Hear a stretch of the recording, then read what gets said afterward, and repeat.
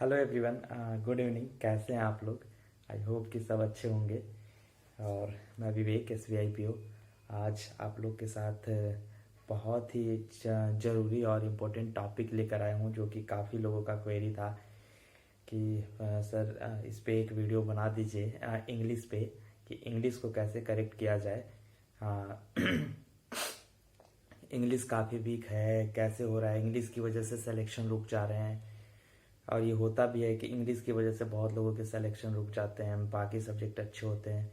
मेरे साथ भी यही होता था। तो इंग्लिश के लिए एक प्रॉपर बेस्ड, एक ऐसा स्टूडेंट का मैं अगर बात करूं कि एक ऐसा स्टूडेंट जिसकी बेसिक एकदम वीक है, इंग्लिश मीडियम से वो नहीं है, एकदम प्योर हिंदी मीडियम से है, वो क्या बैंकर बन सकता है? क्योंकि बैंक के लिए इंग्लिश अच्छा चाहिए। तो हाँ, बन सकता है। और उसका सबसे बेस्ट एग्जांपल मैं खुद हूँ। तो मैं इंग्लिश की स्ट्रैटेजी बताने से पहले कैसे मैंने इम्प्रूव करा, मैं अपने बारे में कुछ बता देता हूँ। उसके बाद आप लोगों को सेटिस्फैक्शन मिल जाएगा कि हाँ, इंग्लिश को किया जा सकता है। क्योंकि आप मेरे बारे में नहीं जानेंगे तो आप विश्वास ही नहीं करेंगे कि इंग्लिश में को इम्प्रूव किया जा सकता है। तो सबसे पहले मैं बता दूँ कि मेरी स्कूलिंग, मैं नर्सरी LKG UKG नहीं पढ़ा।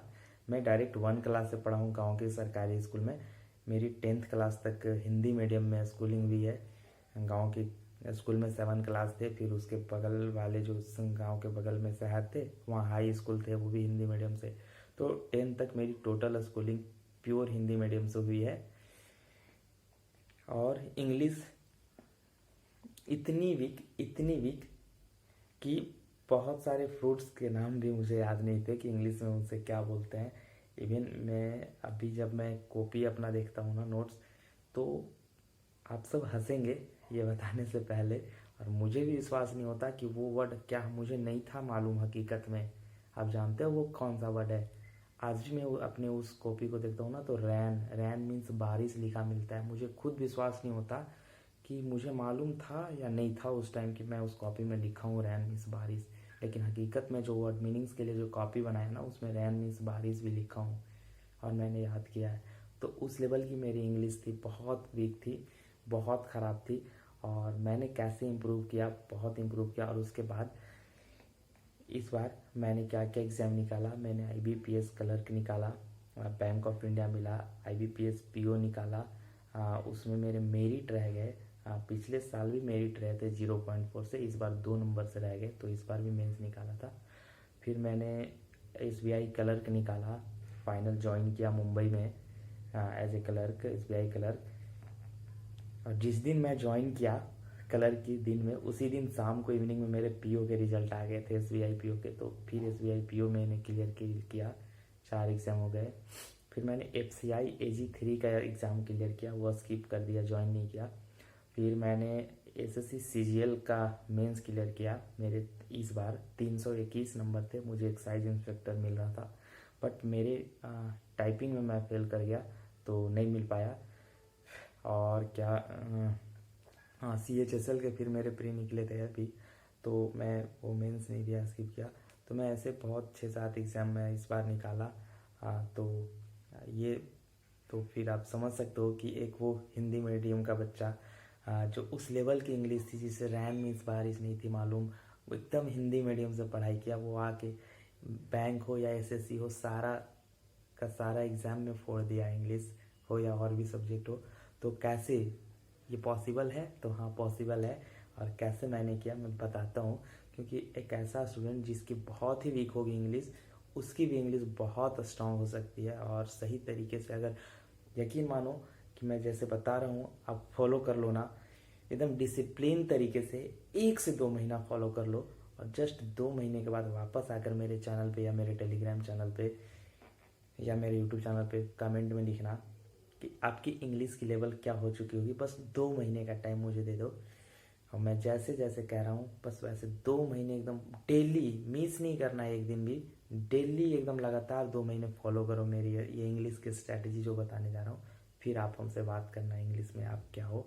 आपको खुद में एक अपनी कॉन्फिडेंस मिल जाएगी, आपको खुद पता चल जाएगा कि आप क्या हो। 1 महीना में ही पता चल जाएगा, आप 1 महीना ही फॉलो करो ना, उसी से आपको पता चलने लगेगा। ठीक है? तो लेट्स स्टार्ट करते हैं कि इंग्लिश के लिए क्या स्ट्रैटेजी होनी चाहिए। तो मैंने लिखा है, हाँ मैं बता रहा हूँ। तो हाँ, तो सबसे पहले आप लोगों को क्या करना है इंग्लिश के लिए कि एक 200 रुपये की एकदम मोटा सा अच्छा सा पेज का कॉपी, बड़ा कॉपी ले लो जिसकी पेज जल्दी गलती फटती नहीं हो, ठीक है। क्योंकि ये इंग्लिश वर्ड्स के लिए मैं कॉपी बनवा रहा हूँ और ये कॉपी हमेशा याद रखना, हमेशा लाइफ टाइम के लिए रखना होगा। मैं अभी भी रखा हूँ, हाँ मेरे 3 साल पुराना कॉपी है, लेकिन मैं अभी भी रखा हूँ, अभी भी मैं रिवीजन करता हूँ उससे। तो एक ऐसा कॉपी लेना अच्छा जो गलता नहीं हो, ठीक है। कॉपी लेकर आना मार्केट से, उसके बाद पेपर अरेंज करना द हिंदू, ठीक है। द हिंदू पेपर अरेंज करना, मैं जानता हूँ महंगा आता है, 12 रुपये का आता है। फिजिकल खरीदने की ज़रूरत नहीं है, आपको टेलीग्राम में चैनल मिल जाएंगे या यूट्यूब पे पीडीएफ मिल जाएंगे, कहीं से आप अरेंज कर लो पीडीएफ। मोबाइल है तो मोबाइल में पढ़ो, लैपटॉप है तो लैपटॉप में पढ़ो। मैं तो मोबाइल में ही पढ़ता था, मेरे पास लैपटॉप नहीं था। अब भी बाद में मैंने सेकेंड हैंड लैपटॉप लिया था लास्ट टाइम में। तो मैं फिर मेरी पूरी इंग्लिश की मैं तो मोबाइल से ही पढ़ा हूँ, मेरी पूरी प्रिपरेशन मोबाइल से ही है। तो आप मोबाइल में पढ़ सकते हो, जिसके पास लैपटॉप है लैपटॉप में पढ़ सकते हो सॉफ्ट कॉपी द हिंदू की। तो द हिंदू को कैसे पढ़ना है, आप डायरेक्ट एडिटोरियल में जाएंगे तो आपको एडिटोरियल नहीं समझ आएगा। पूरा एडिटोरियल पढ़ के ख़त्म कर लोगे, आपको लगेगा कि मैंने क्या पढ़ा, उसकी मीनिंग ही नहीं है मालूम। तो क्या है तरीका पढ़ने का, तो द हिंदू का पहले फर्स्ट पेज जो मेन न्यूज़ होता है फर्स्ट पेज का, तो फर्स्ट पेज को पूरा पढ़ना है, ठीक है। पूरा पढ़ लेना, क्योंकि फर्स्ट पेज में इंटरेस्टिंग न्यूज़ होते हैं और इजी लैंग्वेज में होते हैं। तो फर्स्ट पेज में जितने भी न्यूज़ हैं उन सबको पढ़ो। और क्या करना है कि उसमें से जितने भी आपको अननोन वर्ड्स मिल रहे हैं ना, जिनके आपको मीनिंग्स मालूम नहीं है, उन सारे वर्ड्स को कॉपी में, जो कॉपी लिए हो नया, उसमें लिखते चलो और तुरंत उसके मीनिंग ढूंढने मत लगो। आपको क्या लिखा है पेपर में मीनिंग नहीं समझ आ रहा है, छोड़ दो, तुरंत मत ढूंढो, नहीं तो दिन भर टाइम वेस्ट हो जाएंगे। आप पढ़ते चलो, देखो कि क्या अननोन वर्ड है, चलो मैंगो है, मैंगो लिख लिए। मैंगो मीन्स आम होता है, ये अभी नहीं ढूंढ के लिखना है। मैंगो नया वर्ड है, लिख लिया। पपाया, लिख लिया पपाया। ऐसे करके आप फर्स्ट पेज को पूरा पढ़ लो, ठीक है। तो पहले फर्स्ट पेज वाला ये फर्स्ट पेज पढ़ो, ऐसे 10 से 15 दिन आप करो। द हिंदू का सिर्फ फर्स्ट पेज पढ़ो, ठीक है, और डेली का लिखो। मुझे लगता है कि 60 से 70 वर्ड्स डेली के आप लिख लोगे सिर्फ फर्स्ट पेज से। अब और जो जब पेपर पढ़ लिया ना, 1 घंटा, 1-2 घंटा जो भी लगा, 2 घंटा फर्स्ट स्टार्टिंग में लगता है टाइम, 2 घंटा 3 घंटा भी लग जाते हैं। तो फर्स्ट पेज को पढ़ो सिर्फ, उसमें से जितने भी 60-70 वर्ड्स लिख लिए, न्यूज़पेपर पढ़ने के बाद पेपर क्लोज कर दो। अब देखो कि जो जितने भी तुम्हारे 60-70 वर्ड हुए, उनके सारे के वर्ड्स मीनिंग्स ढूंढो। और हिंदी डिक्शनरी में मत ढूंढना, गूगल में ढूंढना मीनिंग, क्योंकि हिंदी डिक्शनरी में एग्जैक्ट मीनिंग नहीं मिलते, ठीक है। गूगल में जब ढूंढोगे कि सपोज मैंगो मीन्स, तो मैंगो मीन्स आम भी बताएगा गूगल में, और गूगल में ये भी बताएगा कि the fruit that is very tasty and the favourite, मतलब इस तरह से उसे एक्सप्लेन भी क्या रहेगा। तो एक्चुअली उस वर्ड की मीनिंग्स क्या होगी, कहाँ पे यूज होगी, वो पता चलता है। तो गूगल से सर्च करके मीनिंग्स लिखना, ठीक है। तो ऐसे आप कॉपी में वर्ड मीनिंग्स लिखना। जब 10 से 15 दिन आप फर्स्ट पेज करोगे और डेली के लिखोगे, और उसे फिर रिवीजन करना है डेली का। सपोज सुबह का 2 घंटे आप न्यूज़पेपर कर लिए, फिर शाम में इवनिंग में आप 1 घंटा दो रिवीजन करने के लिए। डेली का 3 घंटा देना है न्यूज़पेपर को, ठीक है। आप एकदम नए हो तो 2 घंटे तो पढ़ने में लगेंगे यार, और 1 घंटा रिवीजन के लिए, तो लेकिन डेली रिवीजन करना है। और संडे को वीक में एक बार क्या एम बनाना है कि जितने भी मैंने 6 दिन में वर्ड मीनिंग्स लिखे हैं, आज संडे को 3-4 घंटा 4-5 घंटा दूंगा और पूरा वर्ड मीनिंग्स को पूरा रिवीजन कर लूँगा। तो क्या होगा कि आप डेली के रिवीजन कर रहे थे और वीक में एक बार भी रिवीजन कर लिए पूरा, तो सारे वर्ड याद हो गए, ठीक है। तो ऐसे 15 दिन करने हैं। 15 दिन में आपको एक अंदर से ये कॉन्फिडेंस आ जाएगा, आपके जो न्यूज़पेपर में जो कॉमन लैंग्वेज में यूज होते हैं ना वर्ड्स, वो सारे वर्ड्स आपको याद हो चुके होंगे। अब आप क्या करना 15 दिन के बाद कि फर्स्ट पेज पढ़ना, और साथ में उसके बाद एडिटोरियल में जाना। अब एडिटोरियल का उठाकर जो भी इंटरेस्टिंग टॉपिक होगा, कोई पॉलिटिकल मुद्दा पे किसी ने अपने विचार रखे होंगे, अभी गाजा और इजराइल के युद्ध वाले कुछ मुद्दे रखे होंगे, अभी कोई आर्मी का बंदा शहीद हुआ उस पर, तो जो भी टॉपिक आपको इंटरेस्ट लगे उसको उठाना और उस टॉपिक के एडिटोरियल को पढ़ना। एडिटोरियल में से भी ढूंढ ढूंढ के लिखना। अब देखना, अब आपको एडिटोरियल के लैंग्वेज समझ में आने लगेंगे, क्योंकि आप 15 दिन में इतने वर्ड्स पावर कर चुके हो और रीडिंग की हैबिट हो चुकी है कि अब आप एडिटोरियल समझ सकते हो। ठीक है, तो ये हो गया। अब नेक्स्ट क्या करना है, अब आप मॉक टेस्ट जब लगाते हो ना, फुल मॉक टेस्ट, तो आप मैथ की, रीजनिंग की, इंग्लिश की एनालिसिस करते होगे। तो इंग्लिश में जैसे जाओगे तो पैसेज को पूरा पढ़ना, पैसेज में से भी देखना कि जो जो वर्ड्स की मीनिंग आपको मालूम नहीं है ना, तुरंत कॉपी में लिखना। फिर इंग्लिश में फिल इन द ब्लैंक्स हैं, उनके 5 ऑप्शन है, 5 ऑप्शन में देखना, 5 वर्ड के लिखना, जितने भी वर्ड आपके मीनिंग्स नहीं है मालूम सबको लिखना। मतलब पूरे टेस्ट में से, हर एक टेस्ट में से भी आप वर्ड मीनिंग्स लिखना। ठीक है, ऐसे करके आप लिखो। अब देखना 20, 22, 25, 30 टेस्ट, मान लो 50 टेस्ट को आप ऐसे लिख लोगे ना, जब फिर आप नेक्स्ट टाइम जब कोई भी टेस्ट दोगे ना, तो आपको लगेगा कि जो भी टेस्ट में वर्ड मीनिंग्स आ रहे हैं ना, आपके सारे पढ़े हुए वर्ड मीनिंग्स आ रहे हैं, एक भी नया वर्ड्स नहीं मिलेंगे। तो टेस्ट से भी निचोड़ के निकाल लेना है वर्ड मीनिंग्स। ठीक है, तो यहाँ हो गया। मैंने क्या बोला, न्यूज़पेपर को कैसे पढ़ना है, कैसे इंप्रूव करना है, फर्स्ट पेज से एडिटोरियल, और कैसे रिवीजन करना है डेली और वीकली। सेकेंड में आना है क्या, टेस्ट से, मॉक टेस्ट से पूरा निचोड़ कर सारे वर्ड मीनिंग्स निकाल लेने हैं। ये हो गया। ठीक है, और अब बात रही ग्रामर की। तो ग्रामर के लिए मैंने बहुत ज़्यादा सोर्स फॉलो नहीं किया, क्योंकि मुझे ग्रामर बहुत ज़्यादा नहीं आता। हाँ हाँ, लेकिन मैं एक आध बुक है जो मैंने यूज किया है। एक बहुत ही अच्छा बुक है, the mirror of common error. उसमें सारे टॉपिक्स हैं ग्रामर के, और उनमें ज़्यादा लेंदी में नहीं, 3-4 पेज में पूरा चैप्टर का एनालिसिस, वो कंसेप्ट दिया है। उसके बाद हर एक चैप्टर के लास्ट में 50 क्वेश्चन का एरर डिटेक्शन दिया है प्रैक्टिस के लिए। अब बहुत लोग क्या कहते हैं कि ये तो सिर्फ एरर डिटेक्शन के लिए बुक है, ग्रामर के लिए क्या है। मैं बोलूँगा भाई, एरर डिटेक्शन क्या है, सारे वही ग्रामर के रूल्स पर ही एरर डिटेक्शन है, और वो प्रैक्टिस के लिए दिया है। और वो प्रैक्टिस करोगे ना तो सारे ग्रामर के रूल्स आपके माइंड में, मत्थे में घुस जाएंगे, तो कभी नहीं हो जाने वाले। और सबसे अच्छी चीज़ वो जो 50, जब एक चैप्टर मान लो 3 पेज में चैप्टर की पूरा कंसेप्ट दिया हुआ है, उसके बाद तो 50 का क्वेश्चन का एरर डिटेक्शन दिया है। फिर उन 50 क्वेश्चन का एरर डिटेक्शन का 50 का एक्सप्लेनेशन सॉल्यूशन दिया है, हिंदी इंग्लिश में दोनों, एकदम इजी लैंग्वेज में दिया है। तो 50 क्वेश्चन का आपको सॉल्यूशन देखना है क्या क्या।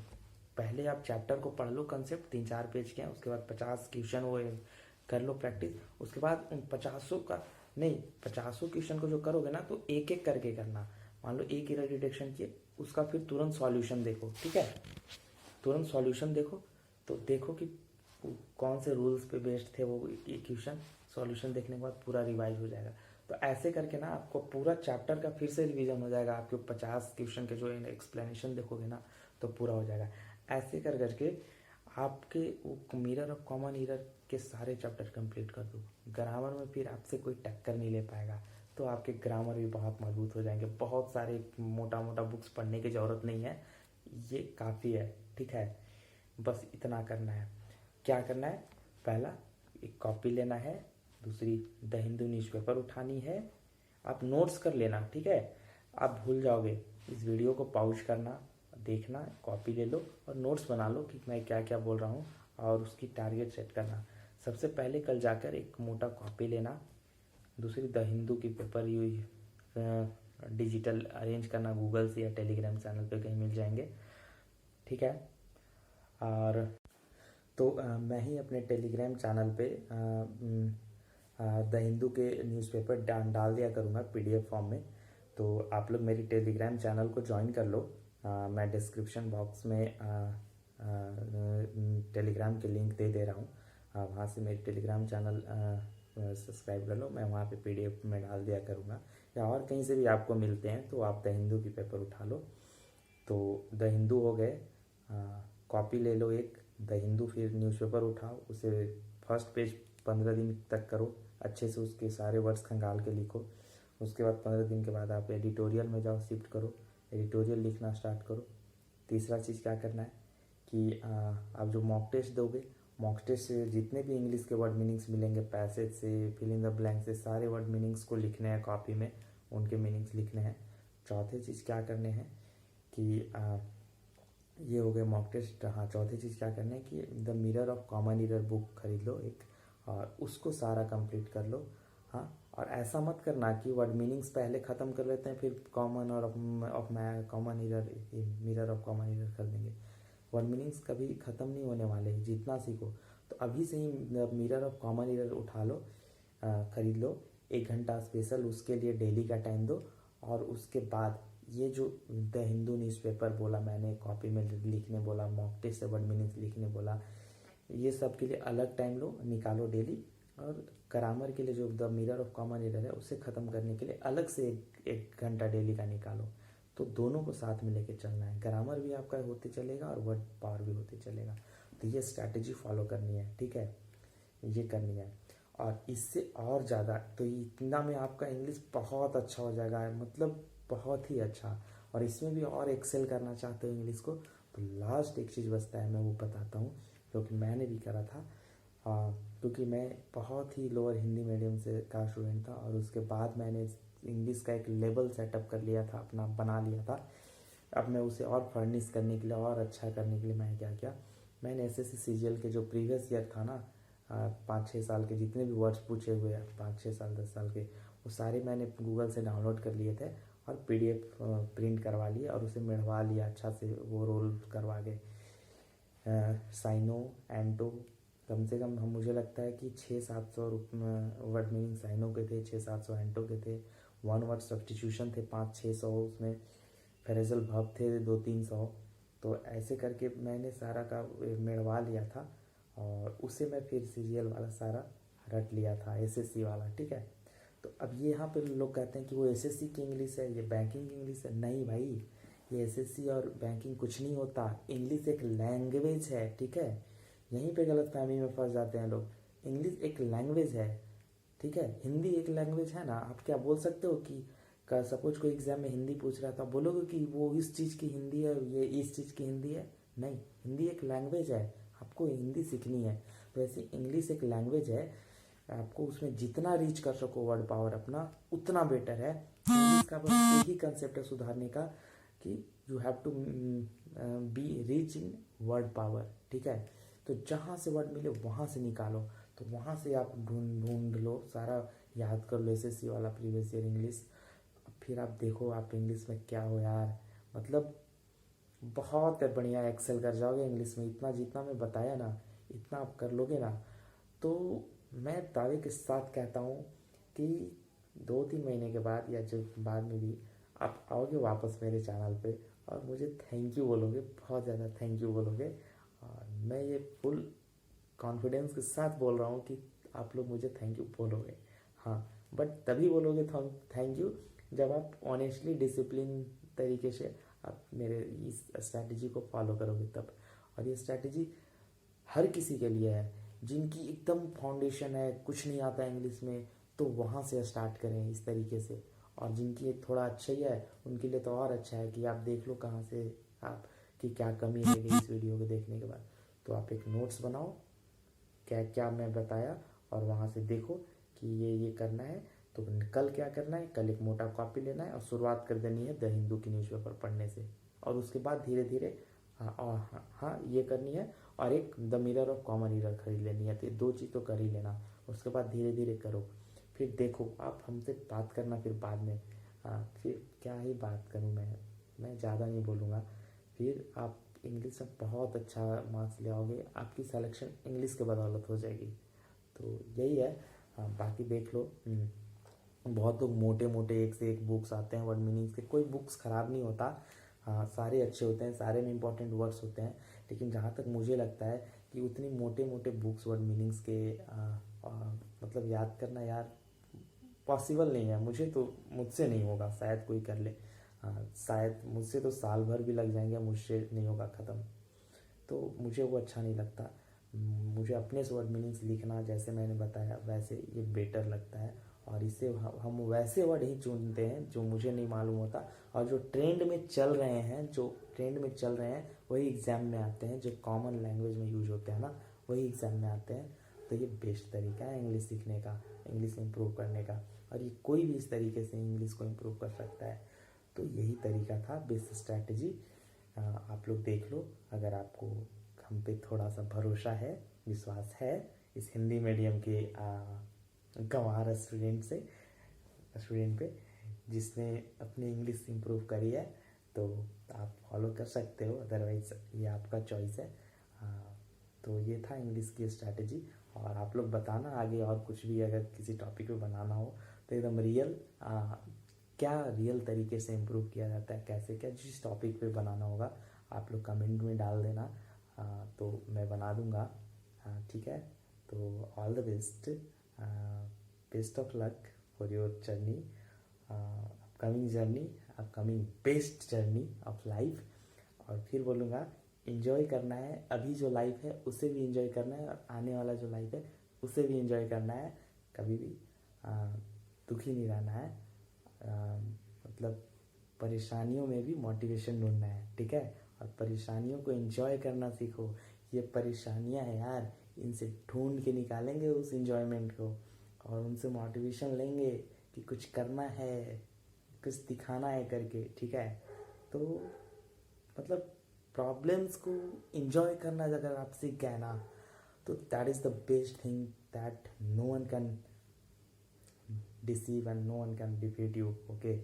अगर आप परेशानियों को एंजॉय करना सीख गए तो it is the best thing in the world, आप कभी नहीं हारोगे। तो परेशानियों को एंजॉय करने का तरीका ढूंढो, enjoy, not to be afraid of it, okay. तो ऑल द बेस्ट, लगे रहिए। और कोई भी दिक्कत हो, किसी भी टॉपिक्स पे चाहिए वीडियो, तो कमेंट में डाल देना। हाँ, और एक बात लास्ट में फिर रिक्वेस्ट करूँगा कि सपोर्ट कर देना यार चैनल को, ठीक है। तो ये आपकी चॉइस है, लाइक सब्सक्राइब एंड शेयर कर देना। बहुत लोग अभी मेरी नई चैनल है तो वीडियो बहुत ज़्यादा स्ट्रीम नहीं कर रहे हैं, तो अगर आप लोग सपोर्ट कर दोगे तो आपका भाई का चैनल थोड़ा ग्रो कर जाएगा। हाँ, बाकी आपकी चॉइस। तो चलिए, आप लोग लगे रहिए, और कोई भी चीज़ पे चाहिए वीडियो आप लोग कमेंट में लिख देना, मैं बना दूंगा। All this, thank you, bye. और कोई गलती हुई हो तो माफ़ करना, ठीक है।